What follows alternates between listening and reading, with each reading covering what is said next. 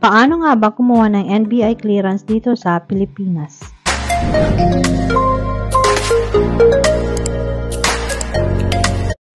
Hello everyone! Welcome back to the Swanberg channel. Today's video, ang pag-uusapan natin ay kung paano kumuha ng NBI clearance. Ang topic na ito ay malalaman natin kung ano yung purpose ng pagkuha ng NBI, ano yung mga requirements at ang step-by-step guide on how to create an online account. So tara, panoorin nyo ang video nito hanggang sa huli para wala kayong ma-miss na any details. Para saan nga ba ang NBI clearance? Ang National Bureau of Investigation o NBI clearance ay nasisilbing mahalagang dokumento sa iba't ibang transaksyon. Ito ay ginagamit sa trabaho, kung ikaw ay mag-travel at iba pang legal na usapin. Ano ang mga requirements para sa pagkuha ng NBI clearance? Ang mga kailangan na requirements ay mga government valid ID. Ito ay gagamitin para sa pag-apply ng iyong pagkuha ng NBI. Ang mga valid ID ay katulad ng Philippine Passport, Voter's ID, Driver's License, PRC License, SSID, GSIS ID, Postal ID, School ID, TIN ID, PhilHealth ID, at Alien Registration Certificate, at ang huli ay ang Senior Citizen ID. At pwede rin meron ka rin birth certificate, kailangan din yan o kaya marriage contract. At least 2 valid IDs ang dala mo pag nagpunta ka doon sa NBI kasi yun ang hihingin nila sa'yo. Step-by-step guide kung paano gumawa ng online account sa NBI. Visit the NBI clearance website. Go to the website https://clearance.nbi.gov.ph. I-show ko sa screen ang kanilang website. Mag-sign up or mag-login. Kung bago kang user ay mag-sign up ka. Kung meron ka ng account ay mag-login ka na lang. Gamit ang iyong username at ang iyong password. Ang i-share ko sa inyo kung paano ako nag-sign up sa kanilang online account sa NBI.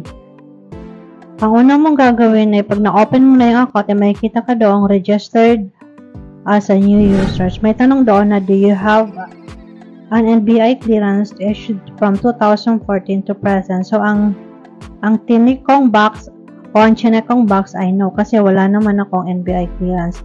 Tapos i-fill up mo lang mga information doon gaya ng sex, kung anong sex ka, kung lalaki o babae ka ba, yung civil status mo, kung married, single ka ba, yung birth date mo, yung buong pangalan mo, middle name, surname, tsaka yung first name mo.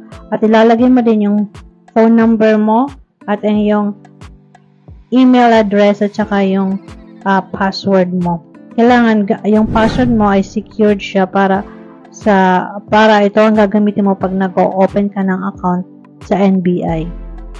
Yan ang first page o interface ng NBI online account. Step 3. Kung ito ang yung unang pagkakataon na mag-a-apply ka, kailangan mo magpa-register para sa isang account. Punan ng lahat ng kinakailangang field at kumpirmahin ng iyong application sa pamamagitan ng paglagay ng OTP na pinadala sa iyong mobile phone o email address. Step 4. Pag nakompleto mo na magpaparegister, mag-login ka na sa iyong account at punan o fill up ang application form.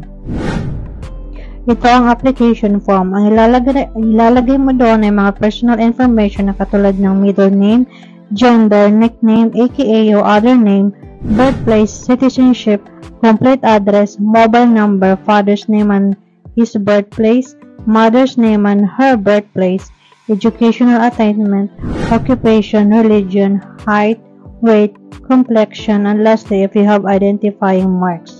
Pag natapos mo na ito, i-click mo na apply for clearance. Step number 5. I-click o i-save ang information pagkatapos ay mag-apply para sa clearance. Step number 6. Piliin kung anong valid ID ang ipapakita mo sa araw ng appointment.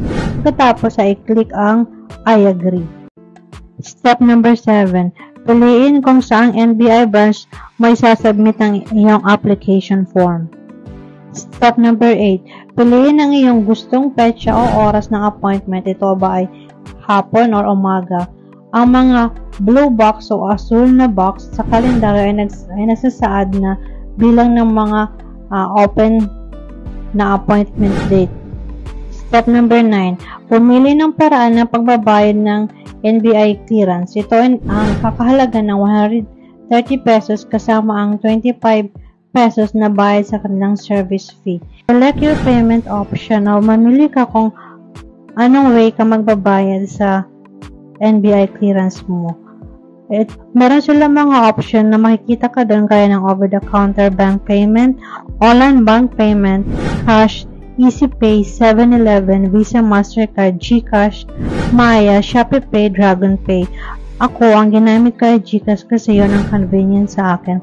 Kapag ikaw ay nakapili na kung anong option ng pagbabayad mo, ay i-click mo na ang proceed. Tandaan o screenshot ang reference number kasi kailangan mo ito kapag nagbayad ka at pumasok sa NBI Clearance Center. Kailangan meron kang copy ng reference number kasi yung ipapakita mo pag nagpunta ka sa NBI office o branch kung sa araw ng appointment mo. Step number 10. Pumunta sa NBI branch sa araw ng iyong appointment date. Pagpunta mo doon ay kukuhanin nila ang dalawang mong ID at saka yung reference number. Pagkatapos nun ay pipila ka para sa encoding. I-encode nila ang mga details mo at kukuhanan yung biometrics mo o fingerprint mo at kukuhanan ka din nila ng litrato.